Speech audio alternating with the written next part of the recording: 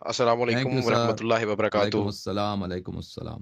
کیا حکم ہے اپنا تو بھائی؟ آج سر پہلے تو میں نے آپ کا آج والا پورا مناظرہ سنا ہے اینڈ جی. اپلوڈ ٹو یو کہ جس مولوی رشید سے آپ بات کر رہے تھے ہی had no clue what to say. تو huge round of thank you. Applause for you.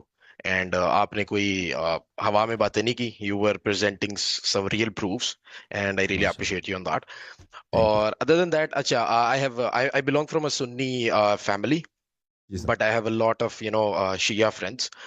So شور. actually, I just need to talk to you about one thing, and that is basically کہ مولا I'm sorry.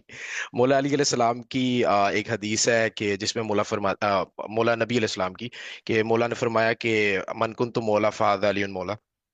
اب وہ address جو ہے وہ صرف ان لوگوں کے لیے ہے جو اللہ کے نبی کے سامنے اس ٹائم موجود تھے، یا وہ تمام لوگ جو اللہ کے نبی سے پہلے بھی وہاں ہو گئے ان سب کے لیے ہے یہ؟ مطلب کہ انبیاء اور بنی اسرائیل اور تمام وہ لوگ. دیکھیں اف نبی یو صلی گیٹنگ اللہ اٹ. علیہ وآلہ وسلم ان کا اپنا فرمان ہے، اعطیت جوامع الکلم، اللہ تعالیٰ نے مجھے جوامع الکلم، جامع کلام عطا فرمایا کہ میرا کلام مختصر ہوتا ہے الفاظ میں، لیکن معانی میں بہت وسیع ہوتا ہے. اور یہ مختلف علوم میں ان کے مختلف احادیث سے مختلف پہلو حکمت کے نکلتے ہیں. رسول اللہ صلی اللہ علیہ وسلم نے جب فرمایا من کنت مولا، جس کا میں سید ہوں، جس کا میں آقا ہوں، علی علیہ الصلوۃ والسلام اس کے آقا ہیں. تو لازمی بات ہے رسول صلی اللہ علیہ وآلہ وسلم خود عرب ہیں، افصح من نطق بالذات ہیں، بلیغ ہیں. اللہ تعالیٰ نے ان کو بھیجا ہے ہدایت کے لیے، اور وہ نطق سے ہدایت کریں گے.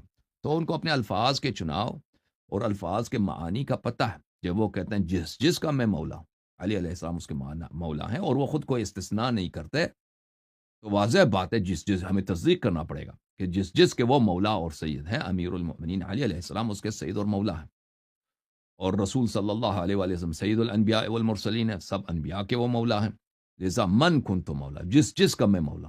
اس حدیث شریف کی تصدیق کا مطلب یہی ہے کہ امیر المؤمنین علی علیہ السلام تمام انبیاء پہ افضل ہیں. جی سر.